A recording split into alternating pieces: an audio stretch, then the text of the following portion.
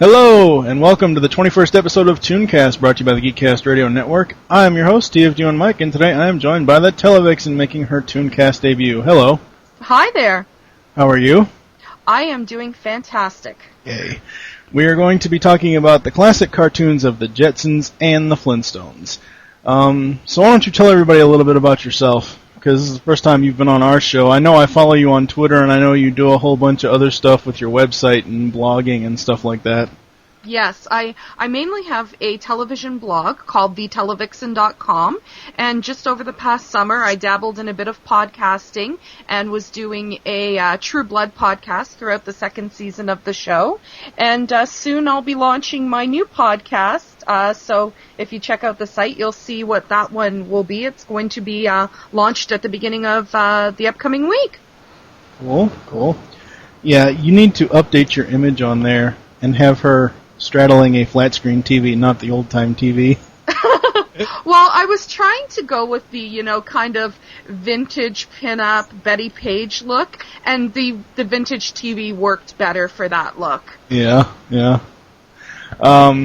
So yeah, like I said, we're going to be talking about Jetsons and Flintstones today. I'm trying to think. A couple of programming notes. My original co-host, Kevin, is still MIA. I believe he is still without internet access, and I know he is really, really kicking himself in the ass for, and by the way, we are explicit, so if you have the need to curse, go ahead. Okay.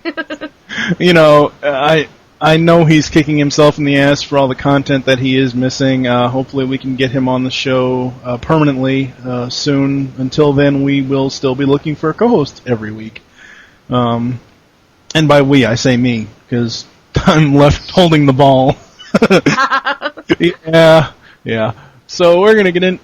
Also, coming up this week, you're going to get two episodes. You're going to get this one, which is, as I said, Jetsons and Flintstones for episode 21, and my other friend, Michael Wilson, who is co-hosted with us on ToyCast and the TFG1 podcast. We will be talking about It's the Great Pumpkin, Charlie Brown, for Halloween, and that will be released on Halloween. So we will be right back.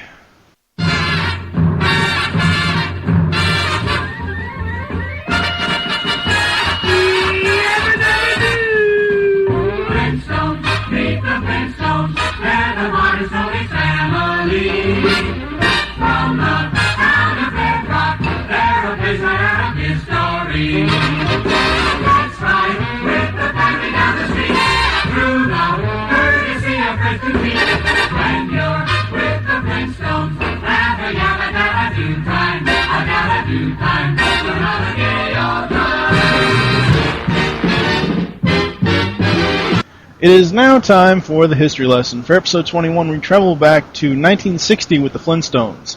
The Flintstones is an animated American television sitcom that ran from 1960 to 1966 on ABC. The series was the first primetime animated series aimed at adults, produced by Hanna-Barbera Productions. The Flintstones is about a working-class Stone Age man's life with his family and his next-door neighbor and best friend. It has since been re-released on both DVD and VHS. The show played like a prehistoric honeymooners, and its popularity rested heavily on its juxtaposition of modern-day concerns in the Stone Age setting. And now we're going to move on to the general memories. Like with the last episode, I don't know if everyone's heard it yet, but the last episode, I was talking about Looney Tunes. And, I was born in 1980, so I grew up in the 80s, and thinking that these cartoons were coinciding with as I'm growing up. And apparently no.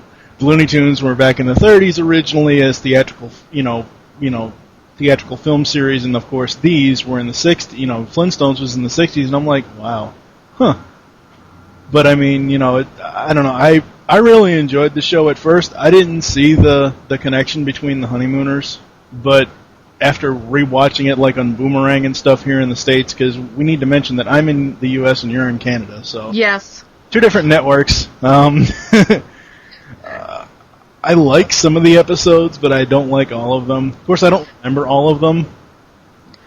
I remember quite a few of them. It was lunchtime viewing for me from the time, I'd say as far back as when I was 2. and every day at noon on CTV in Canada was the Flintstones. And I remember even when I started kindergarten, we would leave for school as soon as the Flintstones was over. And once I was in school full time, I was disappointed that I missed the Flintstones every day. So all summer I made sure even if I'd seen each episode 5-6 times, I'd watch them again.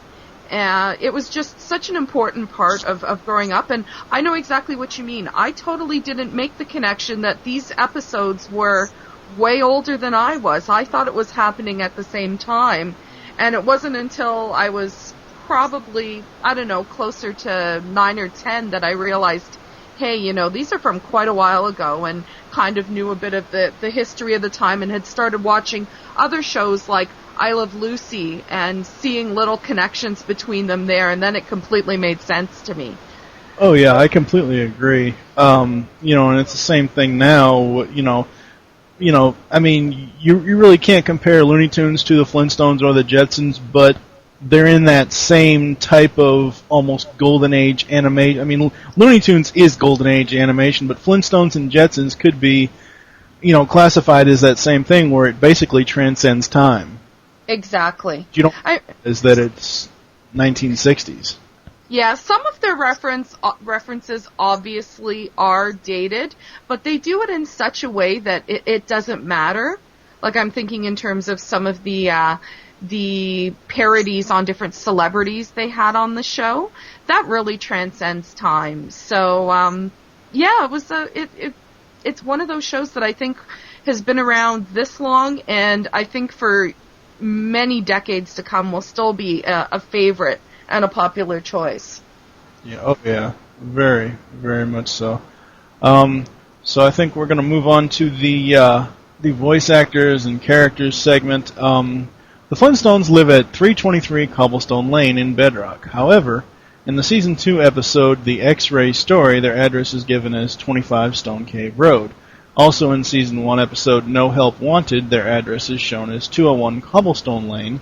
An additional address of 342 Gravel Pit Terrace is given repeatedly in episode 151, The Masquerade Party, which aired in Season 6. So there is a bunch of continuity errors with the address. Yeah. I think that probably at that time, people weren't really paying attention to that. No. As far as characters, for the actual Flintstones, you have Frederick Joseph, quote-unquote Fred Flintstone, his wife, Wilma Pebbles, Slag Hoople Flintstone. Holy crap. Wow, that's like giving your kid 4 names, a first, 2 middle, and a last.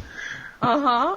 Pebbles, Flintstone, Dino, Baby Puss, Pearl, Pebbles, Slagapole, who was her mother, Tex Hard Rock, Fred's uncle. A lot of these other secondary characters for the Flintstones, I don't really remember them. Zeke I do remember because he was the one that owned Sandstone Cemente, a pun on the California town San Clemente that was the site of Richard Nixon's Western White House. Of course, then you have the Rubbles, Barney, Betty, Bam Bam, and Hoppy, the Rubbles' pet Hopperoo, a kangaroo-dinosaur combination creature.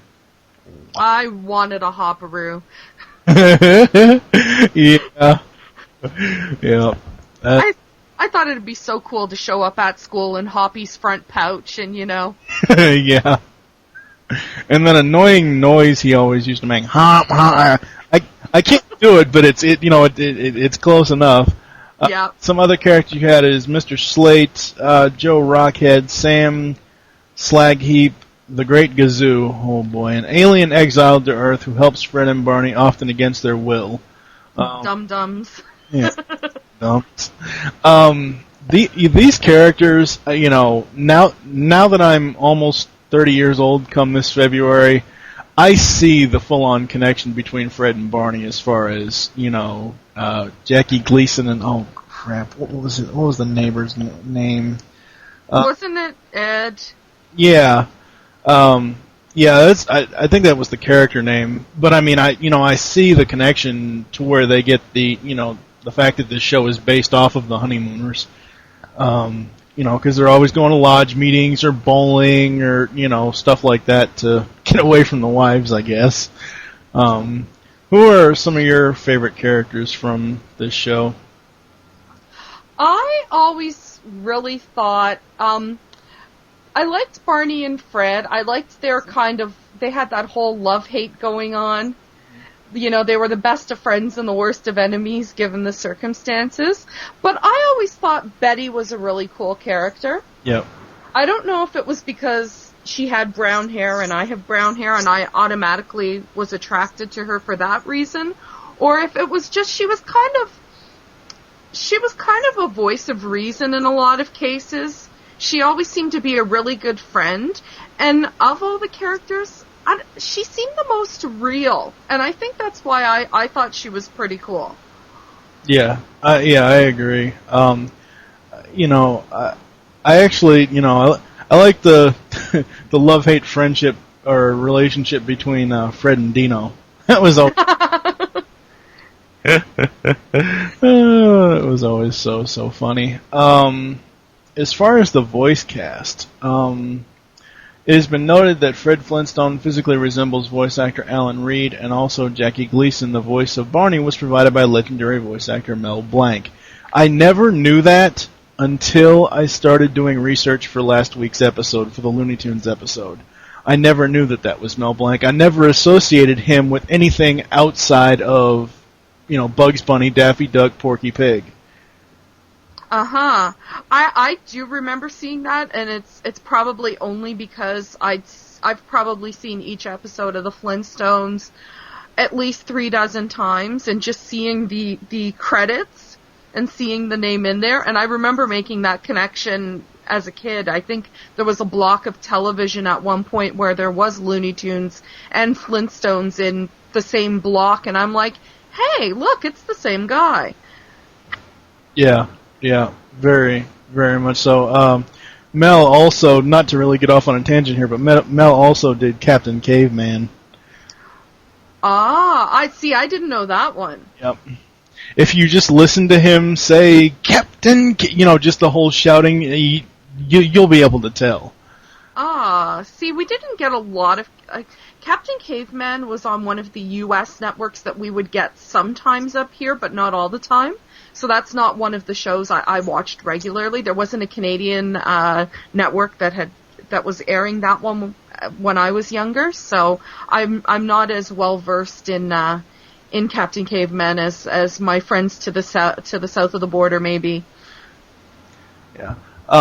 As far as the voice cast, I don't think out of the ones that have been published so far, out of our 20 episodes, I don't think none of the people I've had on the show or my regular co-host Kevin has had a single bad thing to say about an entire voice cast.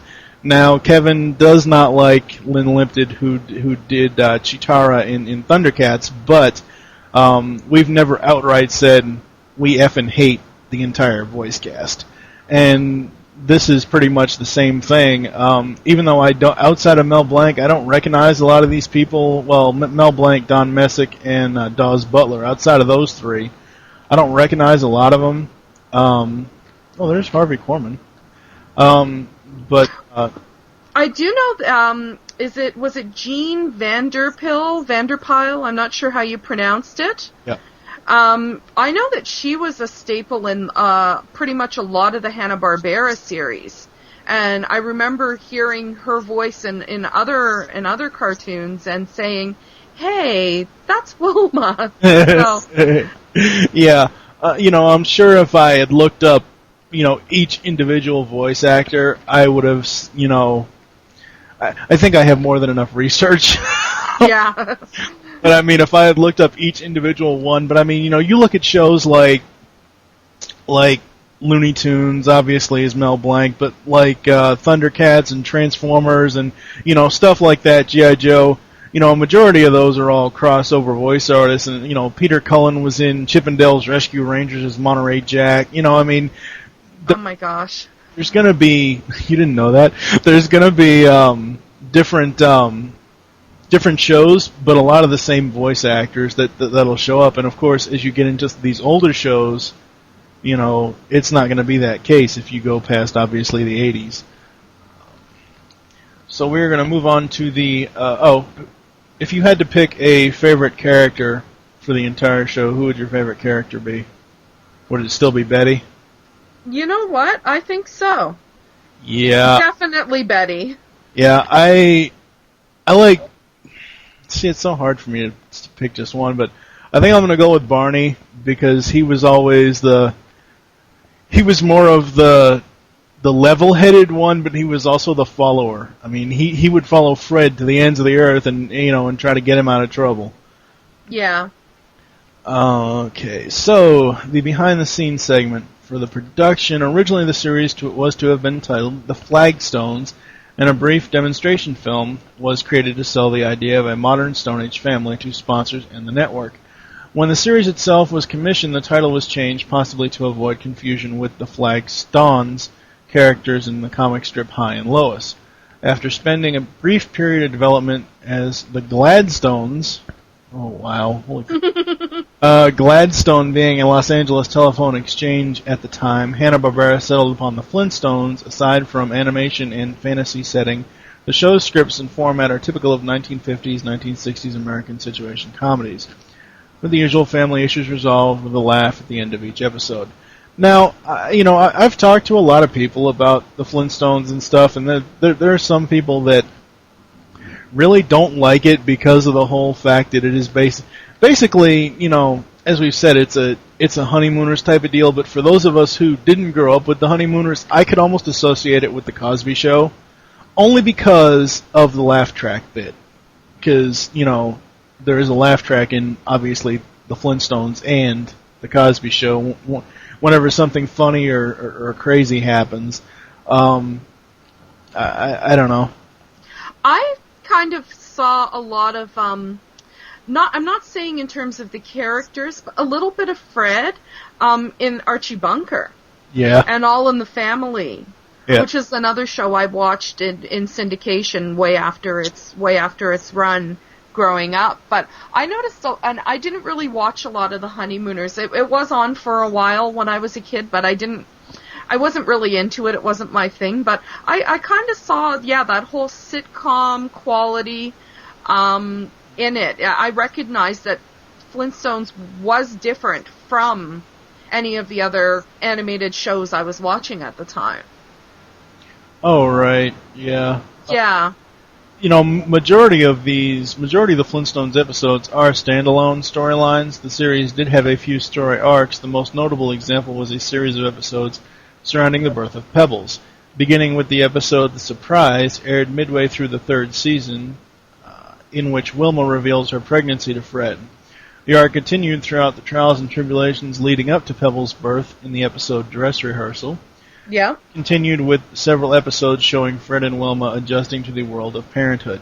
Now, I never saw those episodes. Every Flintstones episode I've ever seen was Pebbles was already born and she was like a little toddler age, almost walking, and I don't ever remember seeing the whole pregnancy thing, and I don't ever remember them not having Pebbles already born. I do. It's been a long time since I've seen them, but I do remember seeing Wilma pregnant in a few of, at least one or two of the episodes, and I think I do remember when she was actually born. Yeah. And just there was the one scene with Fred holding her, and he just melts into this puddle, and it was just so cute. Yeah. Kind of hot-headed Fred just has a little girl, the whole daddy's little girl thing. It was just like he totally melted when it came to his little girl. Right, exactly. A postscript to the arc occurred in the third episode of the fourth season, in which the Rubbles, depressed over being unable to have children of their own, this is actually making the Flintstones the first animated series in history to address the issue of infertility, though very subtly. They adopt Bam Bam, the 100th episode made but 90th to air. Little Bam Bam established how Bam Bam was adopted. About 9 episodes were made before it, but shown after, which explains why Bam Bam would not be seen again until episode 101, Daddy's Anonymous. Bam Bam was in a teaser, episode 98, Kleptomaniac Pebbles, another story arc occurring in the final season centered on Fred and Barney's dealings with the Great Gazoo, voiced by Harvey Korman. Um, you know, that's got to be some sort of landstone or some sort of milestone as far as, animation back then tackling an issue like that. I think just TV in general. Yeah. I don't remember anything else I was watching, even in the 80s, like stuff that was new in the 80s, dealing with those issues. I actually think maybe my first example of an adoption on television was Bam Bam. Yeah, I agree. The Flintstones was the first American animated show to depict two people of the opposite sex, Fred and Wilma and Barney and Betty, sleeping together in one bed, although Fred and Wilma are sometimes depicted as sleeping in separate beds. For comparison, the first live-action depiction of this is in the American TV history was television's first ever sitcom, 1947, Mary Kay and Johnny. Huh, I didn't know that. I mean, I've seen a lot of period pieces where obviously the husband would sleep in a bed and the wife would sleep in the other. I think the most ones that I remember like that are the Thin Man movies with William Powell and Myrna Loy. Okay. So I actually forgot to. I forgot to put the directors and writers. It was a Hanna-Barbera production, so I'm pretty sure that William Hanna and Joseph Barbera were executive producers. I'm not sure who directed it. I was looking at so much research. This won't air till this coming Wednesday, but the Friday before this record, I was looking at so much research. I don't know what the heck I did with the directors and writers for this show. It's like information overload. Yeah. Yeah. Gonna move on to the actual show. The show is set in the town of Bedrock. In some of the earlier episodes, it was referred to as Rockville in the Stone Age era. The show is an allegory to American society of the mid-20th century. In the Flintstones fantasy version of the past, dinosaurs, saber-toothed tigers, woolly mammoths, and other long-extinct animals coexist with barefoot cavemen, who use technology very similar to that of the mid-20th century, although made entirely from pre-industrial materials, and largely powered through the use of various animals. The characters drive cars made out of stone or wood, and animal skins powered by foot. Mm-hmm. One thing that a friend of mine who actually co-hosted last episode, Ron Algar Watt, he had posed the question of, they have all these animals, like, the animal for the telephone or the animal, the one I remember the most now because I just watched it recently, I tried to find it online, was the crossover movie Jetsons Meet the Flintstones, where Fred leans over and hits the bird's head for his alarm clock. Yeah. How the hell did they get their TV power? Because wasn't no bird or animal in the back of that TV that they had. Huh. Yeah, see. And I remember an episode where Barney became a repo man, and Fred was making payments on his TV, and he hadn't made a payment recently, and the repo boss said, "Go get it." And I remember seeing a plug when Barney took the TV. Now, they made it appear that the TV was so heavy, being, encased in stone and stuff, but that I can't confirm this because it's been a while since I've seen that episode, but I do remember that. Now, that might be something on the animator's part where they just couldn't justify, a Picosaurus garbage disposal or something for a TV. I was just going to ask you, I remember the garbage disposal, but couldn't remember what the creature was called, and you just answered my question. Yeah, the only reason why I know it is because, like I said, Friday I had been I had been scouring the internet to try to find the crossover Jetsons Meet the Flintstones film, and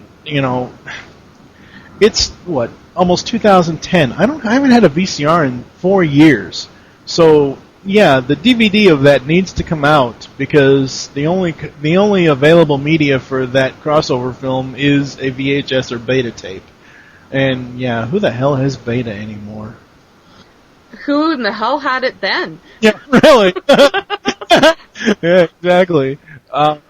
As far as the humor for the show, one source of the show's humor was the ways the animals were used for technology.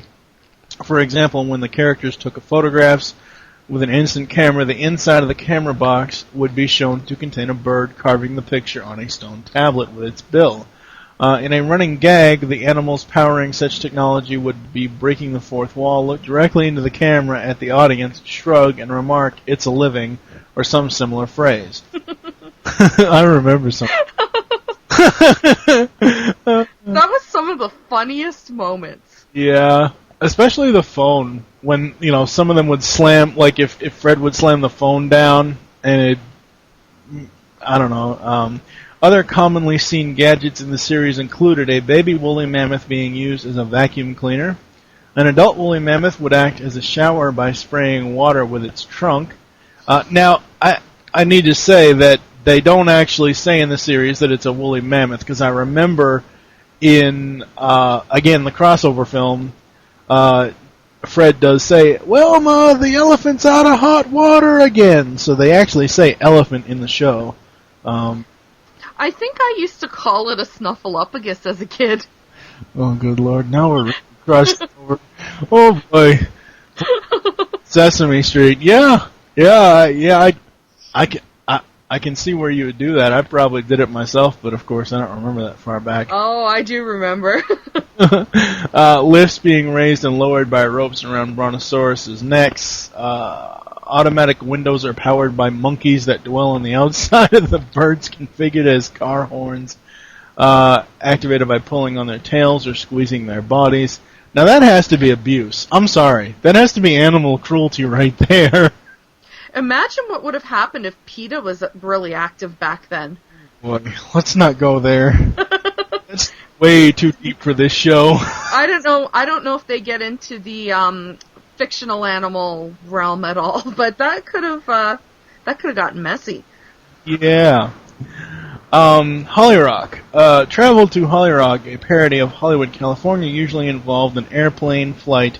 The plane, in this often shown as a giant pterodactyl. Other familiar place names are similarly contorted. San Antonio becomes San Anstonio. The country to the south of Bedrock's land is called Mexarock, and so forth. I wonder what Canada would have been. Canastone. Yeah, Canastone or Canarock or yeah. Yeah. Well, I want a can of rocks. Yeah. Oh boy. Anne Margaret, as Anne Margrock, was one of many famous names who lent their likenesses and voices to the series. She later appeared in the Flintstones in Viva Rock Vegas, which was a horrible, horrible film. That was the live-action prequel to the original Flintstones movie. The Stone Age setting allowed for gags and puns involving rocks, the names of various characters being rock puns, and these included celebrities of the 1960s such as Gary Granite, which is Cary Grant, Stoney Curtis, which is Tony Curtis, Ed Sully Rock, or Sully Stone Ed Sullivan, Rock Pile, Quarry Hudstone, which is Rock Hudson, Anne Margrock, which is Anne Margaret, Alvin Brickrock, which is Alfred Hitchcock. Wow. You know which other one I remember? Was Gina Lolo... What did he used to call her? Gina Lolo Brigida? He used to call her Gina Lolo Brickida or something? And Fred used to sing, "Oh, Lolo Brigida, your food I digida." Do you remember that one? Oh, no. She was like an Italian cook, and she was based on the actress Gina Lolo Brigida. Right. That's one I remember vividly. Like, that and the Anne Margrock are the two that really stood out for me. Yeah. As we've said before, this show, obviously it is a little bit dated, but it's not so dated to where it doesn't hold up today, I think. A lot of the same problems that they show in the cartoon, a lot of people have today. Marital problems, husband goes out and sees, goes out to a lodge, Buffalo Lodge meeting or something, and comes home 3 hours late, and of course the wife's going to get pissed or whatever. So, I mean, a lot of the same issues exist today. It's not like throwing a Johnny Cochran in every episode, dating it completely to that time period. Also, you saw a lot of, like, particularly Fred would end up drunk. Yes, he would. Yeah. Yes, he would. And of course, there's always a very, very suspicious way he got into the card game in the Jetsons Meet the Flintstones movie by him and Barney dressing in drag. Yes. Well, actually, Barney dressed in the drag. Fred was in the Southern Gentleman. That was it. Yeah, that's what it was. We're going to move on to the music segment. Crap. Stupid people. I thought I turned that off. The theme song, everybody remembers this theme song, and I put the lyrics in the show notes here just because I believe, well, I know you don't watch Boomerang because you all don't get it up there. On Boomerang, sometimes when I would watch this show, Boomerang has like these little interstellar things saying, like they'll have the theme songs of whatever old-timey show that they're airing, and they'll write facts about it. And I remember it saying that let's ride with the family down the street through the courtesy of Fred's 2 feet. Those two lines are the ones that people cannot remember the most out of the entire theme song. Mm-hmm. I don't know. I remember them, but... Or they make up words. Yeah, that's true. Very, very catchy theme song. And of course it goes along with that is the imagery of them, going out to the drive-in and getting the giant rack of Brontosaurus ribs and the chick putting them on the car and the car tips over. Yep. The opening and closing credits theme during the first 2 seasons was called Rise and Shine, a lively instrumental underscore accompanying Fred on his drive home from work. For the 3rd season and beyond, the opening and closing credits theme was the familiar vocal Meet the Flintstones. Now, see, I don't remember the first 2 seasons. I remember the Meet the Flintstones one. So apparently all the episodes that I've seen are from season 3 and beyond. I don't ever remember the original season 1, season 2 theme. I am trying to remember. I'm sure they showed season 1 and season 2 episodes, but they may have just tacked on the opening, the different opening. Right. Yeah. I'm not really sure. What did you think of the music for this show? Because honestly, I really don't, outside of the theme, and I've mentioned this in a bunch of other of our episodes, like a lot of shows will take the opening theme music and put it like in different instances throughout each episode, and honestly, I remember the laugh track more than I remember the music in each episode. Yeah, there was very generic kind of score to it in addition to, like, the theme song I don't remember ever being used in an episode. Yeah, I don't either, really. I remember, and I can't cite a specific example, but I do remember some of the songs, like, what was the dance craze that they had? Oh, wow. I don't think I have it in the notes. I remember that having a specific song. I think I also remember it was supposed to be the Beatles, but they called themselves something else. Yeah. There was a Mop Top group of guys. Yeah. That's actually I'm trying to look it up now because I remember looking at that in the wiki article and I just didn't I don't know, I just didn't write it down here. I do think that the theme for the show is one of the classic all-time cartoon themes. It's not a theme that you can easily forget about. Mm-hmm. Especially after the crap, I lost my train of thought. let's see. Voice cast, production history. I'm trying to see here. Let's see, music, clothing. What is the... I'm trying to see here what the... it's not showing me awards for the Flintstones. Also a list of Flintstones episodes. Sorry about this, folks. I'm just trying to find this and I can't find it. Yeah, I don't remember what the it's something like it's like a Stone Age version of Twist and Shout, I think. That's exactly. Yeah, it's oh, I know, the Bedrock Twist. That's what it was. That was it. Yes. Holy crap. Okay. So and now all of a sudden I'm remembering my dad singing it. Wow. Oh, wow. So on that note, we're going to move into the legacy segment. What we do here is we go over like the different merchandising type stuff and reception.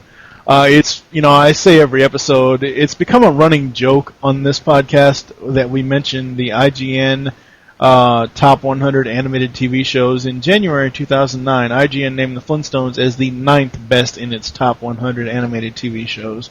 And the reason why my original co-host Kevin and I pretty much have said screw the IGN list is because some of the rankings that they use, and I understand it's hard to rank these shows. I get that, because you have to be objective, but screw objectivity. They're all number one to me. But I mean, Yeah. Some of them are placed at numbers where I just don't think they should belong.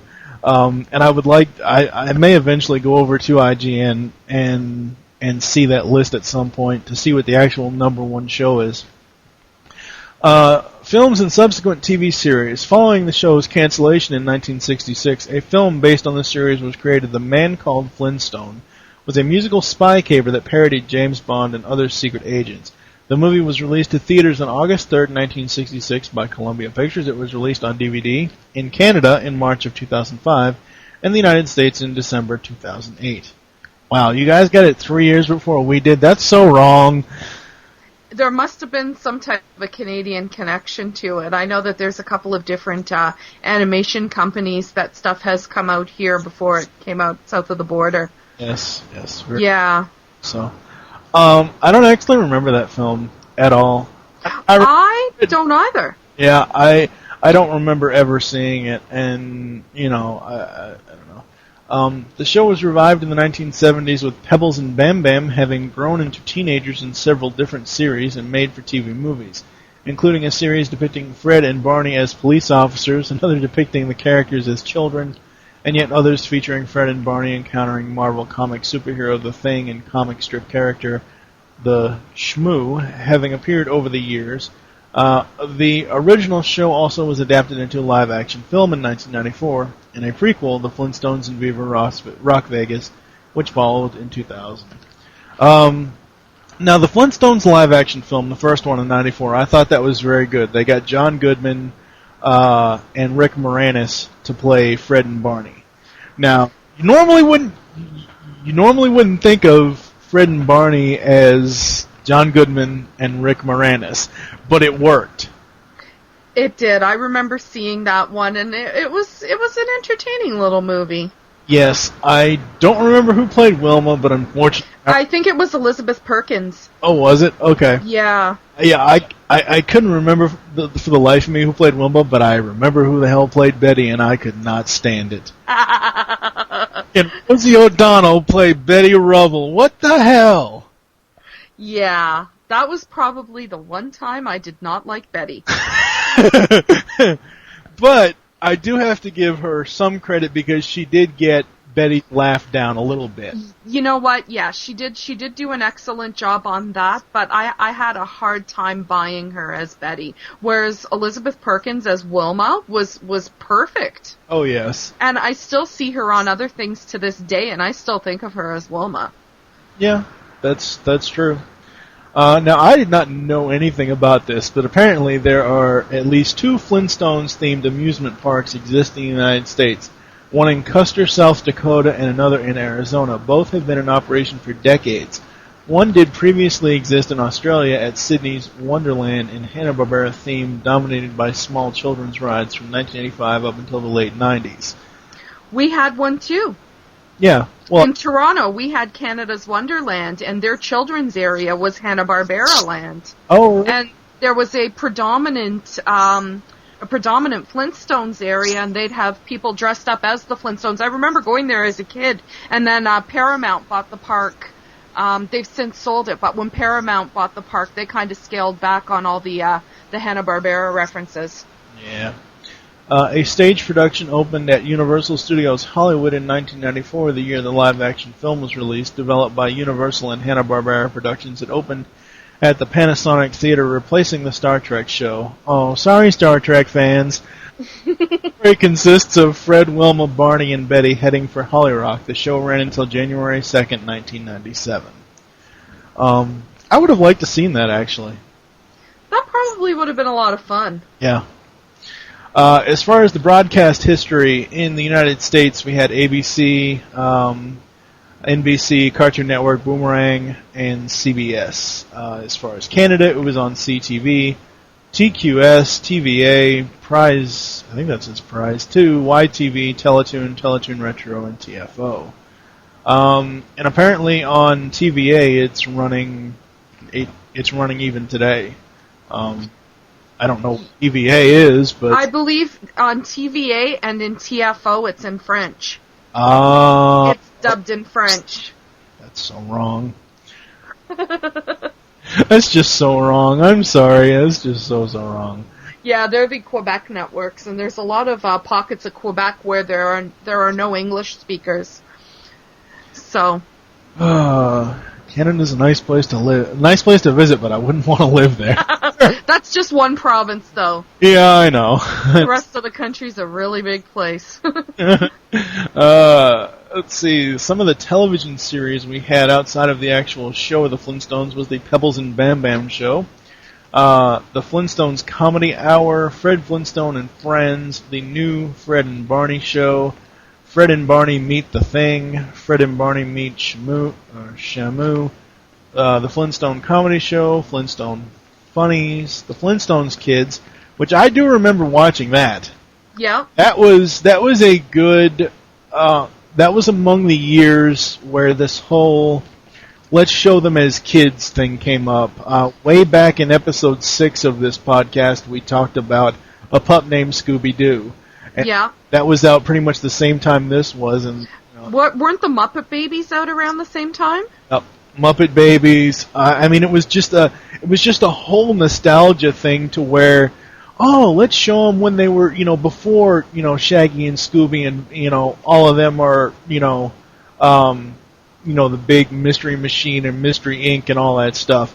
And I do have A Pup Named Scooby-Doo on DVD. It's hilarious. Oh, gosh. It's just great. I like that show more than I do Scooby-Doo, Where Are You? Dino World Premiere Tunes featuring Stay Out and The Great Egg Escape. Cave Kids, Pebbles and Bam Bam. Pebbles and Bam Bam's Kids. Wow, that's coming next year. Oh, wow, they're doing another show next year for it. Now, the television specials, I don't remember a lot of them. I remember A Flintstone Christmas, and I remember Flintstone Family Christmas. I also remember, what was the other one? Yabba Dabba Doo was my favorite. Oh, the 50 Years of Hanna-Barbera. Yeah, No, the Yabba Dabba Doo, it's the one when Pebbles and Bam Bam get married. Oh, yeah. I love that one. I have it taped off television on a VHS tape, and occasionally my sister and I, when we're together, we'll break it out and we'll watch it. Now, I do remember seeing last year on Boomerang a Flintstones Christmas Carol, which is basically the same thing that Disney did with Mickey and Scrooge. It's basically the same premise, except in this, the Flintstones are trying to put on a play of A Christmas Carol. It's not actually taking the Flintstones characters like Disney did and making the story about those characters. It's Fred is Fred, Barney is Barney, but they're trying to get the costumes and characters to put the play on, which I thought was a really, really cool thing. Yeah. And again, the Flintstones or the Jetsons meet the Flintstones, which was a very, very, very excellent crossover. I thought. I love that film. They used to show it on TV probably once a year here, and now it's been at least 5 years since I've caught it on television. So yeah, that kind of stinks, actually. Let's see. There were awards for the show. The Flintstones was nominated for Emmy in 1961 for Outstanding Program Achievement in the Field of Humor. They lost to The Jack Benny Show, unfortunately. In 2006, the Flintstones was again nominated for TV Land Awards for Greatest TV Dance Craze, The Twitch. That was the other one. Oh, okay, that was the other one, okay. We've already really gone over some of the popular culture references here. As far as the DVD releases, all 6 seasons are on DVD, as well as the complete series.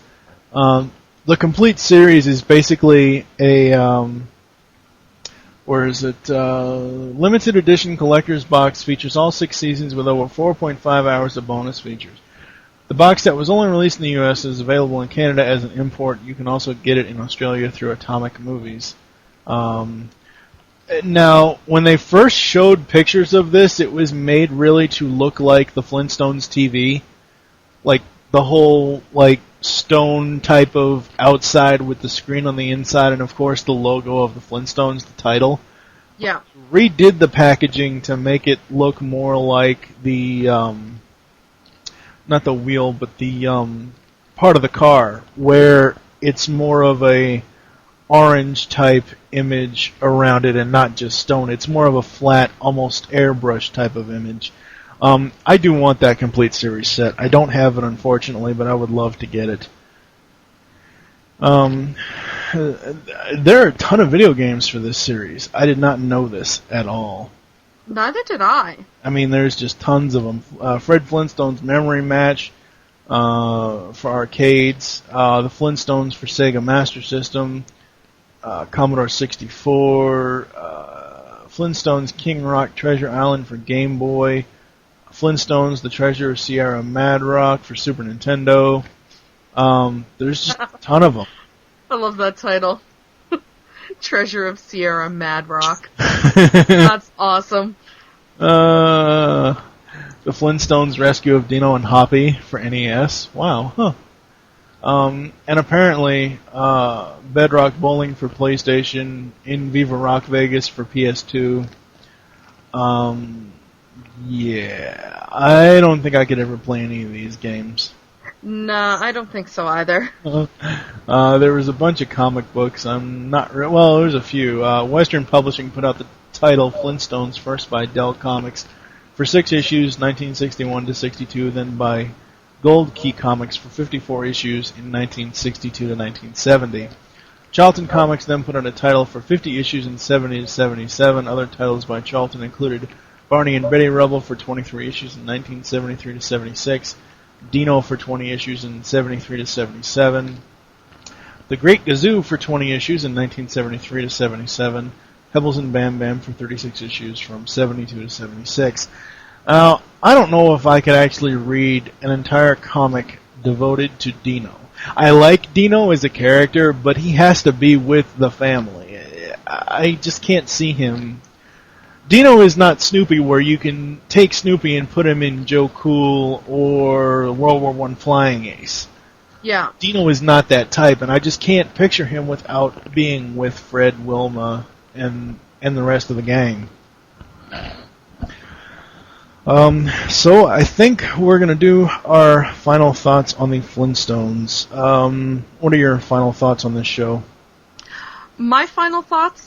I really can't think of another show that has had such a significant impact on just, just everyday catchphrases and stuff like that. Like, there are certain aspects from the Flintstones that people still use to this day. Like, if you say you go out for ribs with a friend and the ribs are exceptionally big, you know, they're Brontosaurus ribs. And where did you learn that? On the Flintstones. When it's someone's anniversary, you go over and sing the infamous Happy Anniversary song from the episode when it was Fred and Wilma's anniversary. You know, just these little things that come into play. Or the whole, even just the Yabba Dabba Doo. Like, these things are timeless, and I think that for, like I said before, for many, many decades to come, more people will discover this, and it'll become just a part of the cultural lexicon. Oh, yeah. Yeah, I completely agree. If you want a good situation comedy type cartoon, you're going to tune into this. And again, it is on DVD. While I do think some of the specials and stuff, it's good that they run them on TV, I would actually prefer to have them on DVD so I can watch them whenever I feel like watching them. The same thing with the Peanuts stuff, because I mean, next episode we're going to be talking about It's a Great Pumpkin, Charlie Brown. Those are on DVD, and I wish a lot of the Flintstones specials would be on DVD as well. So here's hoping for the future. And we are going to be moving on to the Jetsons. We will be right back.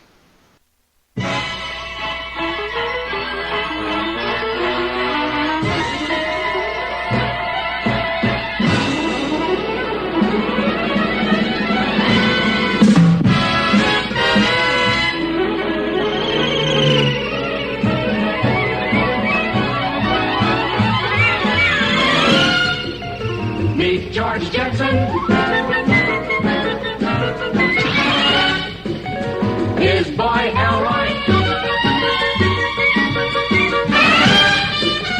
Daughter Judy. Jane, his wife.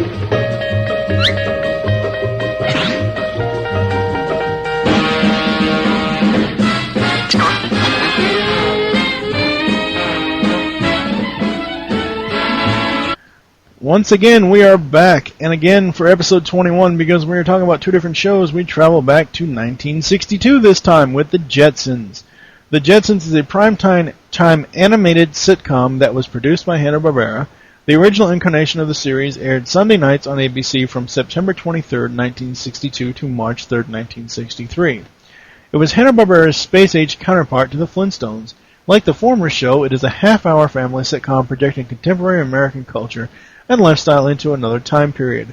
While the Flintstones live in a world with machines powered by birds and dinosaurs, the Jetsons live in a futuristic utopia in the year 2062 of elaborate robotic contraptions, aliens, holograms, and whimsical invention. The original series, comprising 24 episodes, was produced between 1962 and 63, was rerun on Saturday morning for decades, and its continuing popularity led to further episodes being produced for syndication between 1985 and 1987. The series was extensively merchandised and followed by 2 made-for-TV movies and 2 theatrical feature films. The Japanese dub is associated with Toei Animation. That is the history lesson. We're going to move on to the general memories. This is probably going to be blasphemy, but I like this show better than the Flintstones sometimes. There were things that I went through as a kid, and I enjoyed it more. It was probably I was burnt out on the Flintstones. Yeah. Yeah, I completely agree, but I mean, again, we're going to be comparing and contrasting the two shows because of obviously that crossover, the Jetsons meet the Flintstones, because they actually switch places where the Flintstones go ahead into the Jetsons' time, and then the Jetsons go back to the Stone Age. I like the Jetsons more because I'm the type of guy that I like future stuff. It just seems more interesting to me. While I find the Flintstones are very funny, and I find that the times are very cool for that show, for what they depict as far as using all the animals and stuff for different machinery. It's kind of like I said before with the Jetsons and the Flintstones only being available on, or the Jetsons Meet the Flintstones only being available on VHS or Beta. Who the hell has that crap anymore? Really? I don't know. I mean, so I was much more appealed to the Jetsons than I was the Flintstones. As much as I like them both equally, I was drawn more to this show than I was the Flintstones, I think. I think in terms of what was memorable for me, I remember more of the Flintstones than I do of the Jetsons, but the one thing I do have to credit the Jetsons with was probably my introduction to sci-fi. Yeah. Yeah, because that's kind of what it was, really. It was futuristic type of sci-fi stuff. And some of that stuff, heck, it has kind of come to be in some form or another. Exactly. Now, when I first started doing the research for this show, and like I said in the history lesson with, I don't ever remember the year ever being stated in the actual show, but 2062, that's not far away, No, where are my flying cars? Exactly. Well, the thing about the Jetsons is, and I think they showed this a couple of times. I might be remembering this incorrectly, but they always show it to where it's basically a utopian planet to where there's no ground.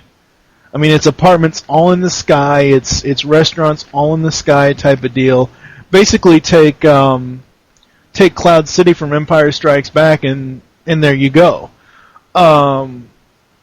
But I believe they showed the ground once or twice where somebody would have fallen or done something, but it was very rare that they actually show. I believe they were meant to be on planet Earth, but I'm not really sure if that's true or not. Yeah, they talk about different solar systems, but I don't remember them actually referencing any planets. Right, exactly. I mean, well, they did reference some of, like, the dude planet when Jane goes on retreat and stuff like that, but they didn't actually reference their own planet, I don't think. And I'm pretty sure it probably was a type of planet Earth. I'm just not sure. So, going into the characters and voice actors, you had George Jetson, age 37, is loving family man who always seems to make the wrong decision. He works full-time 15 hours a week at Spacely Sprockets as a computer engineer. He is married to Jane, and together they have 2 kids, Elroy and Judy. George is the protagonist of the show, and is suggested throughout the show that he was Fred Flintstone in a past life. I don't know if I'd go that far. No. George was a little bit more well-rounded, I'd say. Yeah, he was less angry. Definitely less angry. A little more involved with his family, even I'd go as far to say. Yeah. Oh yeah, exactly. I mean, I don't remember an episode where he wasn't trying to help Jane do the dishes or even though majority of them doing the dishes is just pressing a button. And of course, one of the robots would come out and do it for them, but or helping Elroy with his homework. George to me always was the good father type, and yes. The difference is you really can't compare him to Fred is because at the time, Pebbles was only a teenager. I mean, yeah, you can compare it eventually once you get to some of the older shows with Pebbles and Bam Bam. But as far as the original shows, the Jetsons and the Flintstones, you really can't compare the two because George has a teenage daughter. God, who wants one of those? And he has Elroy, who is a young, impressionable, 7 or 8 year old, or he's age 7. So I really don't think you can compare him to Fred at all. While he probably does have some of Fred's anger a little bit when he gets angry, but as I said before, it's pretty much toned down. He tries to look at the positive outcome. He's one of those types that always wants his, but he's basically a skinny Homer Simpson. Is what I would refer to him as. Yeah, I can kind of see that. I'd say George in terms of the family the family man part of it has one up on Homer. Yeah.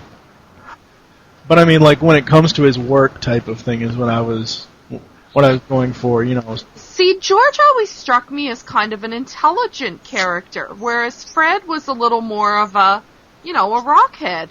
Yeah. You know, he worked at a quarry, he slung rocks around with big dinosaurs.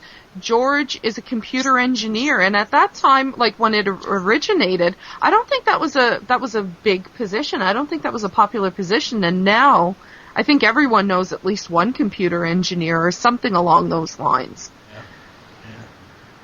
Jane Jetson, age 35, is George's spouse, mother of their 2 children, and homemaker. Jane is obsessed with fashion and new gadgetry, and her favorite store is Mooningdale's. She is also a dutiful wife who always tries to make life as pleasant as possible for her family. Outside of the home, she is a member of the Galaxy Women Historical Society and is a fan of Leonardo da Vinci and Picasso Pia. Wow. Again, there's the references. Mm-hmm. Yikes. Jane, to me, always was, like it said in the description, the dutiful wife. She, very rarely did I see her in episodes where she was out for herself. The only 2 that I can remember is the one where she wants to get a second car and learn how to drive, and the other one where she needs a vacation from pushing all the buttons that she pushes, and she goes to that dude ranch like I had mentioned previously. Outside of that, she's basically the stay-at-home mom. Yeah. I also, you know what, I kind of, even now, like, watching it as an adult, Jane and George seem to be the, they might have been the college sweethearts. You know, she studied art history and he studied technology or whatever. They kind of give off that vibe. Yeah. You know, almost maybe, I don't want to go into classes, but, a little bit more of an educated couple. Right. And I believe that there was an episode at one point where, and I believe they bring this up in several episodes where they say that they are actually college sweethearts. Okay, that's probably where that came from then, where I'm remembering that from. They just kind of remind me of, those couples from around that era, like they met in college, and even though she has a degree and it was usually something like art history or literature, she is the stay-at-home wife, but an educated stay-at-home wife. Yeah. Of course, then you have the children. Judy Jetson, age 16, is the older child in the Jetson family. She is a stereotypical teenager girl whose prime interests include boys, clothes, dating, going out, and revealing secrets to her digital diary. Now, I don't ever remember seeing the diary until the crossover, Jetsons Meet the Flintstones. I don't ever remember seeing it in the actual cartoon episodes. I don't remember. Like, I remember it being there, but I don't remember from when. It might be from the crossover. Yeah. Judy, as I said, she is the quintessential teenage daughter, who just completely blows everything out of proportion. Mm-hmm. When Judy has a crisis, nobody can be safe from her screams and tears and everything else. Which, I think they did a really good job of depicting the 16-year-old girl. Yeah, also kind of her flightiness. Yeah. Well, like she'd be absolutely devastated because some guy that she liked wasn't into her, but then she'd meet someone else and it's like, who was I upset about? Like, she was very flighty in that sense. Yes, very much so. Elroy Jetson is age 7, is the younger of the 2 children in the Jetson family. He is highly intelligent and an expert in all space sciences. Elroy attends Little Dipper School where he studies space history, astrophysics, and star geometry. He is a mild-mannered and good child. I don't ever remember Elroy going to the... I know it's a Star Wars reference, but going to the dark side of, being that bad, even though he is 7 years old in the show, I don't ever remember him having a terrible 2 phase at 7. Now, he does get disappointed sometimes, but he's always normally this happy-go-lucky 7-year-old and, big into fantasy. I remember a few episodes, Space Cubs, which is basically the Jetsons version of the Boy Scouts, or Space Buddies or whatever it's called, I forget. And I really liked Elroy. I associated with him more, again, as we said with the Flintstones, this cartoon was, I mainly saw it in the 80s, and I thought it was running concurrent to when I was growing up. And I identified it with Elroy more when I was 7 years old than probably any other character, obviously. Mm-hmm. And he's just a cool kid. The only kind of trouble, it wasn't even trouble. Weren't there some issues around when Elroy brought that little creature home? Oh yeah, Orbit. From Orbity? Yep. Yeah, that's the only time I kind of remember him doing anything. I wouldn't even say it was bad, just kind of a tiny bit rebellious, maybe. Yeah, he was standing up for himself. This actually happens twice. I'll go ahead. I'll come back to Rosie, but Astro, the dog, age unknown, is the Jetson family dog. Prior to being a Jetson, Astro was known as Trowelfaz and belonged to the fabulously rich Mr. Mr. Gotrocket. Astro is George's best friend and is able to speak. I remember seeing this episode where, and I remember this vividly because I've seen it before. Astro, or Trowelfaz, or whatever you want to call him, he runs away from Godrockets. And Elroy finds him and brings him home. And Jane and Judy are like, oh yeah, but what is your father going to say? And of course, at first George says no, and Elroy's like pleading. It's more of Elroy pleading with him and, showing him the sad face than it is really rebelling against him. Yeah. Eventually Astro, he actually stands up, which is kind of weird for a dog, but kind of like Goofy. No, Goofy is a completely different character, even though he is dog-like. I've never seen Goofy on all four legs because Goofy actually has hands. Yeah. Now, if you were going to make a comparison, would be either Dino or Scooby. Yeah. Those comparisons I could see, but not to Goofy. Of course he stands up and puts his arm around George and I love you and all this stuff. And I can't be certain, but I believe Astro was a raspier version of Scooby. Yeah. Because I can hear the Rut-row Raggy. I can hear that in Astro was raw Rorge. Mm-hmm. I can hear that in him, and and going into Orbity, the age is unknown, but very young, as Elroy found him as an egg. He's a family pet who also happens to be an alien. He's a furry animal resembling a monkey with a built-in slinky springs for legs. Elroy found Orbity on a field trip to an asteroid and brought it home. Orbity is a friendly pet, incredibly smart, and usually in good mood. His color changes according to how he feels. This character was introduced in the 1980s version of the series. And again, I do remember, like you said, with, Elroy bringing him home, how the family was like, oh no, we have Astro, we don't need another pet, and of course, I remember in this instance, Elroy getting very, very upset, not more of like the pleading, oh please daddy, can we keep him type deal, was, oh come on dad, it was almost like Elroy grew up, even though he is depicted as age 7 throughout the entire series. Mm-hmm. Excuse me. And of course you have Rosie, who's age 45. Wow, 45-year-old robot. She looks like she's 145.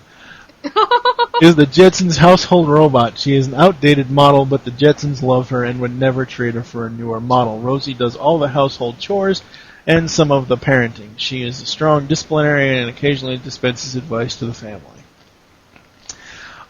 Rosie, I don't know how I felt about her at first. I thought it was like, Oh, I remember the episode that they actually went and got her. George was like, "Oh no, people are going to think that we're rich now. You know, people are going to think that we're, you know, our friends are going to think that we're better than them because we have a maid and they don't." It was kind of a class issue, really. Yeah. Because a lot of people that have maids, especially, you know, even nowadays, a lot of people that have maids are rich, are, you know, of the wealthy, higher class. You know, upper class type of people. And the Jetsons clearly aren't that, but because apparently they've gotten so busy with Jane raising the kids, and I believe she did go back to work in a couple episodes. I don't remember what she actually did, but I do remember that happening.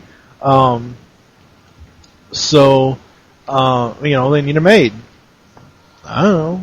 And apparently they got her for free because she is that older model, and pretty much outdated. So hey, you know, free stuff rocks, I guess. Yeah. Cosmo Spacely. Oh boy. Look, here we go, Mr. Mel Blanc. Age unknown is George's boss and owner of Spacely Sprockets. He is a little person with black hair and bad temper. Cosmo is the antagonist in the series. Again, with the Mel Blanc thing, if you I have the Captain Caveman thing with Mel Blanc saying Captain Caveman, and if you listen to that and you listen to Jetson, you can hear Mel Blanc in both instances, and there's only been a couple of times where George and Spacely were friends. Yeah, very few occasions. There's only been a couple of occasions where Spacely is actually nice to George. Spacely is basically the Mr. Burns of the Jetsons. Yeah. Although he's not as old as Mr. Burns. No, definitely not. And he doesn't have an assistant.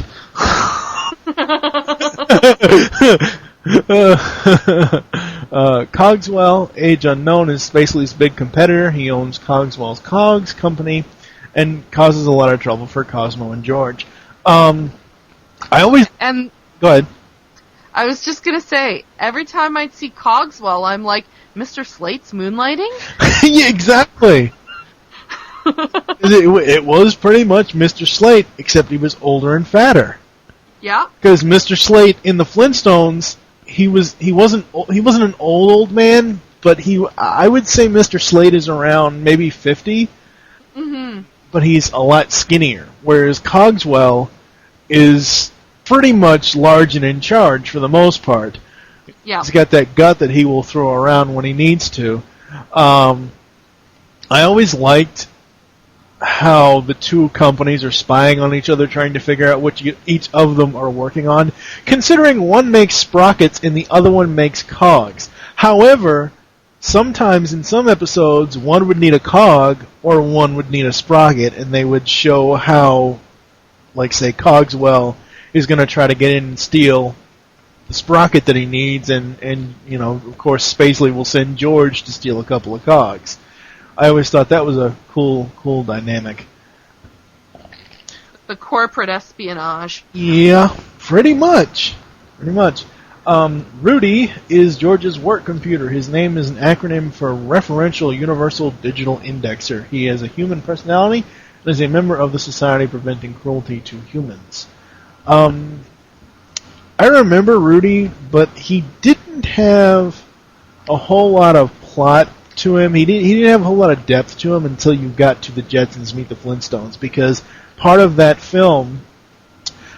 story is Rudy has a new girlfriend in Cogswell's computer, Yes. leaking secrets to Cogswell about Spacely Sprockets. That's when he really developed character for me. Normally, in the regular cartoon version of the Jetsons, he is basically there to listen to George's problems and give some advice, but he's very rarely seen. I don't remember him very well. Yeah, I think he may have said a word here or there, but he isn't, I'd say a character, like a character that's important to the storyline until the Jetsons Meet the Flintstones. Yeah. Then finally for these characters you have Henry Orbit, age unknown, as the Jetsons' apartment's repairman. He is always helpful and always in a good mood. His robot Mac has a crush on Rosie. And yeah, Rosie and Mac, I don't know. Mac doesn't speak. I mean, Mac is just nothing but toots and whistles. Mm-hmm. And he's basically a filing cabinet. Yeah. Let's see here. As far as the voice actors, you had George O'Hanlon, who played George Jetson. After O'Hanlon's death, Jeff Bird took over. You had Penny Singleton as Jane Jetson, Dawes Butler as Elroy. After Butler's death, Patrick Zimmerman took over. Judy Jetson, played by Janet Waldo. She is played by Tiffany in the Jetsons movie, so that's why people may, or Jetsons the movie, that's why people may see a voice difference. It was more than one actor. Astro the dog, Rudy, and Uniblab and Mac were all done by Don Messick. And again, that's why I kept putting the fact that Astro and Scooby are the same, is because obviously they're done by the same person. Mm-hmm. Which is the great Don Messick. You had Rosie, and Mrs. Spacely was Jean Vanderpeel, or Pyle, or however you say it. So, wow. So all they did was roboticize Wilma's voice for Rosie? That's pretty much what it sounded like to me all the time. Wow, I never knew that. And Mrs. Spacely sounded a lot like Wilma's mother. Yep. Mr. Spacely was played by Mel Blanc. After Blanc's death, Jeff Bergman took over. Cogswell was done by Dawes Butler. Also, Henry Orbit was done by Dawes Butler. Howard Morris, in a few original episodes, played him. And Orbity was done by Frank Welker. Which, again, it's not really a running gag on ToonCast, but it's just amazing to us every time we see Welker's name, because there's so... I mean, I'm sorry, I would hate to be a casting director and have to look at his resume. Seriously. Because, I mean, you just hear the name, you're hired. We'll use you as an animal or something. I mean, you don't even have to look at the guy's resume. But if somebody were to actually look at his physical resume of every role he has ever done in his entire career, holy crap, it would span at least 400 pages. Probably. Just for the credits, not even for the, what he could bring to a role, but just crediting him with everything that he has done. Holy crap. Minor repeating characters are Montague Jetson, the kindly but eccentric grandfather of George Jetson, played by Howard Morris. After Morris's death, Tom Kenny took over that role. And Arthur Spacely, Mr. Spacely's son, played by Dick Beals. I liked the episode with Montague. I don't know if you've ever seen it, but he comes. I don't remember it. He comes to visit the Jetsons, and he's basically your typical grandfather. Old-timey type thing where he's like singing these old tunes and basically doing whatever he wants to do as far as, speeding, and he talks like, he gets pulled over by the cops. Oh, I'm just on my way to see my grandson, Sonny, and, that type of talk. And it was just a funny episode because I believe in the episode, he believes he is dying and he wants to do all this, like, crazy stuff before he actually passes away, even though he's not dying. So who is your favorite character out of this show? I've never really thought of that before. Really? I like Jane. Yeah. But if I had to pick a favorite, it'd have to be Elroy. Yeah. Yeah, Elroy was probably my favorite. Judy was just a little too girly and flighty for my liking. Yeah.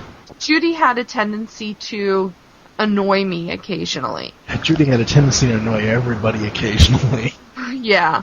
I'd have to say Elroy. He was just he was a voice of reason. He was just the smart kid. He was constantly, trying to invent something or showing off something. Well, not even showing off, but showing what he's learned, and I found it easy to relate to him.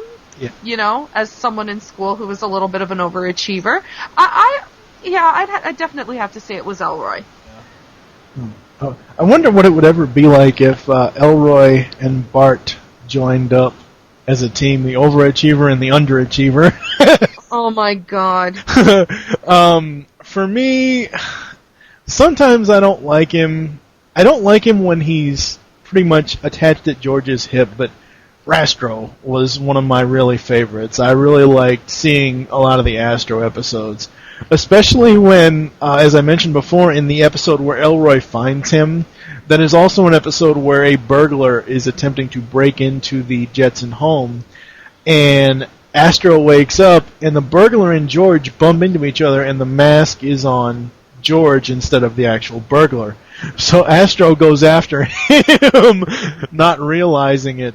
And I think Astro and Orbity were the comedy relief for this show. They were the ones that I always laughed at the most. Along with Elroy and some of the Spacely stuff. But if I had to pick an overall favorite, it would have to be Astro. So moving on to the behind-the-scenes segment here, the differences between the 1960s version and the 1980s version. Besides the increased presence of Rosie and the addition of Orbity, further differences between the 60s version and the 80s version include the following. Although the 1960s episodes were retrofitted with the title cards, as was standard for 1980s era Hanna-Barbera cartoons, as both the 60s and 80s episodes were syndicated in the 1980s as a complete package, the original 1960s episodes are distinguished by 1960s style, animation, music, and references similar to the Flintstones and other Hanna-Barbera shows of that period.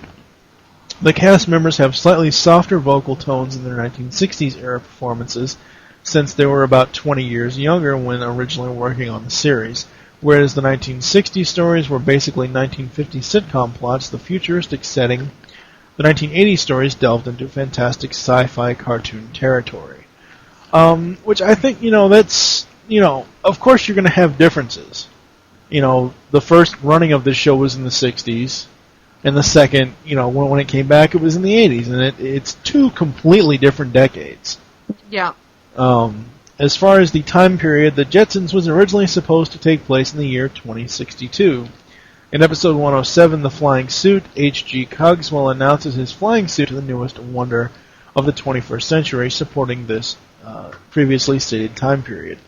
Which, again, I remember that episode, and I remember them saying, the wonder of the 21st century. But it was never really said ever in the cartoon what actual year it was, I don't think. Yeah, I don't remember ever seeing an actual date. Nope. As far as the directors and writers, it was directed by both Hanna and Barbera, Arthur Davis, Oscar Dufow. Some of the writers, normally when we go over some of this stuff, I will recognize some of these people, but because the show is so old, I don't recognize any of them. So we're going to move on to the actual show. George Jetson works 3 hours a day and 3 days a week for his short, tyrannical boss named Mr. Cosmo Spacely, owner of the company Spacely Space Sprockets. As found in Season 2, Episode 23, A Jetson Christmas Carol, George Jetson and Cosmo Spacely have been friends since their childhood. Typical episodes involve Spacely firing, rehiring, promoting, and demoting Jetson. Spacely has a competitor, H.G. Cogswell, owner of the rival company Cogswell Cogs.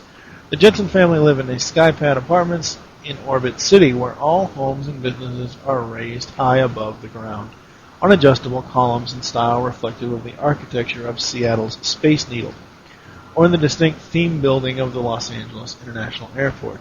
George commutes to work in an aero car that resembles a flying saucer with transparent bubble top. Daily life is characterized as being comically leisurely because of the incredible sophistication and number of labor-saving devices which occasionally break down in humorous results. George's workday consists of pressing a single computer button. Despite this, characters often complain of exhausting hard labor and difficulties of living with the remaining inconveniences. Okay, unfortunately, now that I've read that, I can see us in a future like that where we're all lazy slobs. Yeah, and I think there was a recent animated movie where they did depict that. Wall-E. Oh, well, never saw it. Probably. Oh. It. I'm sorry, if an entire movie has the main character not being able to talk, nah, it's not my thing. It's fantastic. I had the same doubts going in. Hands down, one of the best movies ever. Yeah. Other Jetson family members include Jane Jetson, the wife and homemaker, teenage daughter Judy, and genius preteen son Elroy. Housekeeping seen to be by a robot maid Rosie. She only appears in 2 episodes of the original 1960s show, excluding her appearance in the closing credits, but makes many appearances in the 80s show. The family dog Astro can mumble and say his words beginning with R's. Astro catchphrases are Ruh-roh, and now a mem, an informal conversation by many, Right Rorge, and Rats, all right Rorge.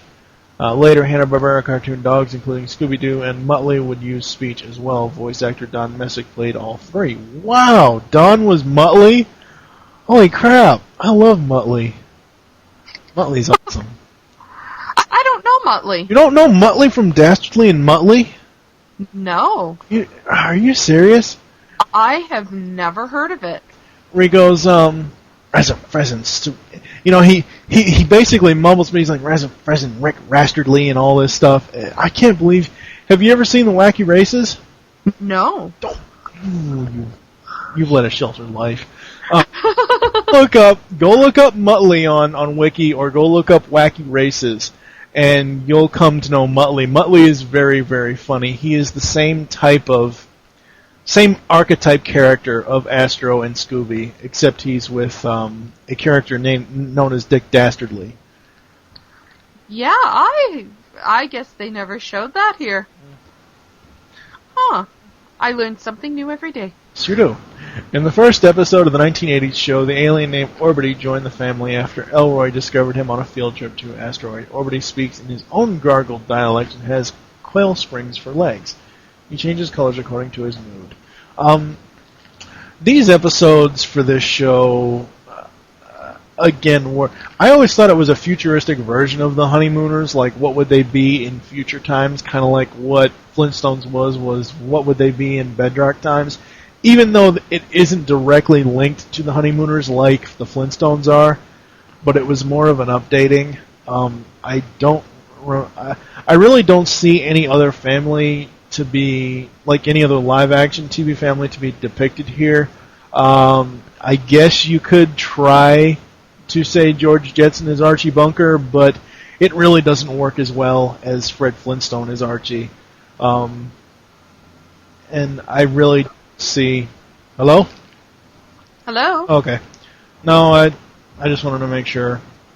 Yeah, I could probably figure out, like, say, an early to mid-'80s sitcom that would remind me of it, but nothing that's really popping out. I'd say that family was a little more like the late 70s, early 80s sitcom families than the 60s sitcom families. Yeah. I don't either. I can kind of see Jane as Edith from All in the Family, but Jane does have her moments where she will rebel, like that episode I mentioned earlier, with her wanting to drive again and getting a new car. Yeah. When I said hello a second ago, my co-founder Steve was messaging me on Skype. I'm like, why am I getting a notification from Skype while I'm in the middle of a recording when it says on the message, no messages because I'm recording? Overall, I really did like a lot of these episodes. I don't remember a lot of them. I remember like some of the Astro-centric ones. The outro for this show was very, very interesting. Where you have Astro and George on the automatic dog walker, and I believe that this is in the '80s version, is what I remember. Orbity jumps on it, or the cat, which they never actually showed the cat in the actual show. They only showed him on the actual outro where he jumps on the dog walker and Astro starts chasing him. Yeah. And the dog walker speeds up, and then Astro and the cat jump off and start watching George going over and over, Jane, stop this crazy thing! Yeah. Yeah, I'm pretty much in the same boat. There aren't too many specific episodes that I could quote or that I remember vividly. The one that I would have to say is the Gleep Glorp song with Judy and what's her boyfriend's name in that one? Yeah, I forget. I'm trying to see here because I've got it in the David Sparrow's daughter Judy Jetson wants a date with Rockstar. Provided this.